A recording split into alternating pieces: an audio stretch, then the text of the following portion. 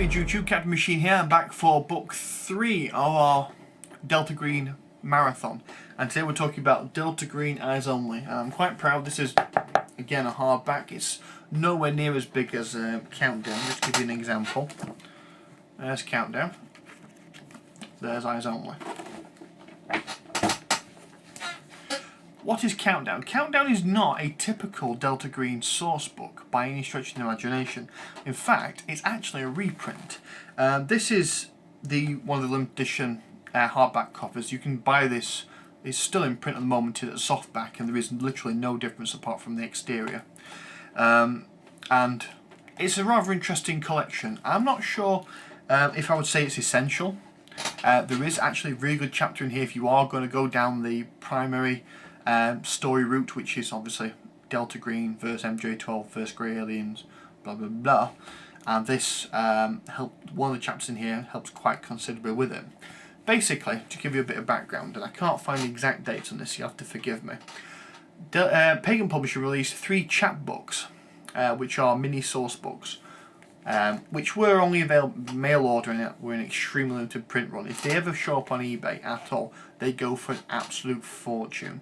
And although they weren't considered essential to the campaign at all, they were considered some of the most hotly sought after items from it.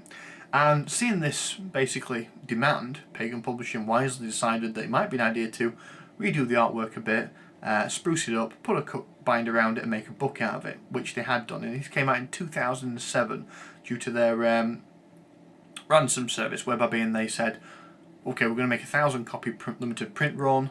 We need 200 people to pay for it right now so that we can afford to pay for the print run. And at that point, you'll get your copy, obviously, if you paid for it. And then we'll have another 800 copies spare, which we can then spread out for our own profits, as it were. And then the profits made from that will pay for another print run if there is more demand in the future, which there was, so they did do another one. And that's also the same principle they used with Target's Opportunity, but we'll get to that when I talk about that book next. Basically, the 3 chapbooks are basically 3 mini source books, and they relate to 3 different, not groups, 3 different themes, shall we say. The first is the machinations of the Migo, who are a alien fungi / insectoid race that live on Pluto, I believe it is, although they call it Yoggoth, I think, if I remember rightly. And this was written before Pluto was declassified as a planet, so it's up to you how you want to view that one. And basically it relates to how they interact with human beings, gives you a rough idea of where they're coming from as a race, so you can help portray them. They are quite alien, and even the keeper shouldn't fully understand them, but you should have a rough idea of how to portray them so that their alien nature does appear, well, to be some semi-reasonable to the player characters. And a lot of fun we had with that one. Basically, it also relates to how they interact with the Greys, because they are in some way related to how the Greys are with the ones found in Roswell. They are related to that in some way. I'm not going to explain how, but there's a lot of tables, there's a lot of raw information here. It's actually very crunchy for a Delta Green book. Delta Green books are usually quite fluffy. This one's actually got a fair bit of crunch to it. A lot of stat blocks, a lot of new items, a lot of new spells. It's really quite interesting. The second is the Fate, and this is the most interesting out of all 3 of them. The Fate did get a brief chapter in the actual Delta Green rulebook, where it talked about Stefan Alzrid, I think it's Alzid,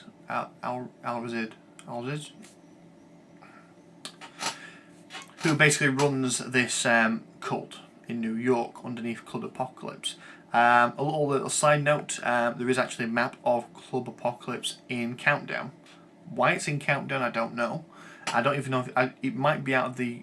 This is in the first print run, by the way, the one that I've got. I don't know if it's in the current one.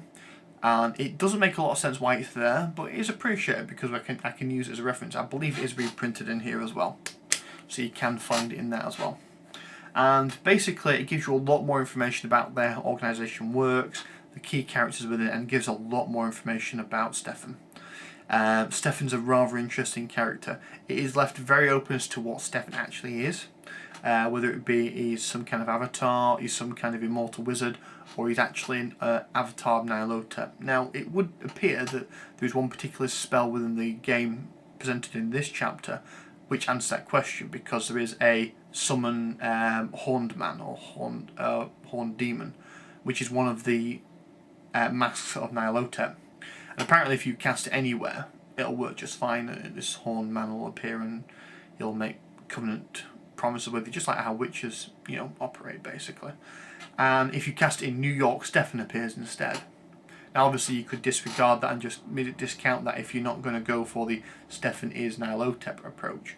But it's left open as to what he is, and the overall impression is that he himself is not aware of what he is, which is very interesting. But he's incredibly powerful, ridiculously so, to the point where there is hardly any point in giving him stats, because apparently even if he gets killed, he comes back like a week later, fresh as a daisy, and nobody knows how.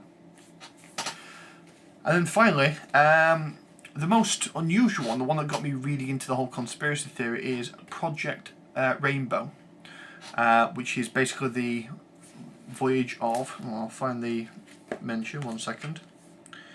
There we go. Yes, the USS Eldridge. I think that's how you pronounce it. Now there. And basically, this is a conspiracy theorist's wet dream, because the idea being that they were trying to develop cloaking technology for ships, and something went horribly, horribly wrong. And in Delta Green's version of events, they were warped to another reality. And when it came back to real world, as it were, there were all kinds of horrors on the ships. Not creatures, because the creatures that were there were left behind, but people fused in with bulkheads, people that were half-eaten, people that were just nothing more than clothes and bones. So very bizarre stuff. This is the weirdest of all the three, and it takes a lot of getting used to us to read it, because it deals with time travel.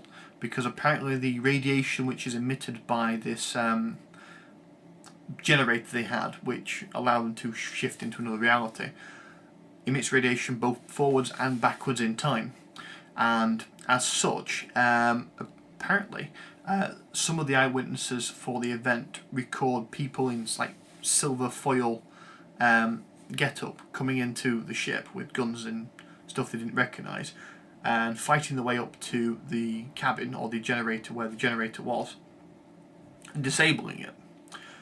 And I think one of the bodies of one of the people who were on that mission was left on the ship when it phased back into real space. And it led to some startling revelations that the person in question and the gear that he had, while being based on Earth, was out of sync by about 20 or 30 years. So, some interesting stuff there. It's very confusing, and out of all three of them, it's the one I suspect you would have the most trouble using as a keeper. And this goes on to the adventures in the back. I'll just quickly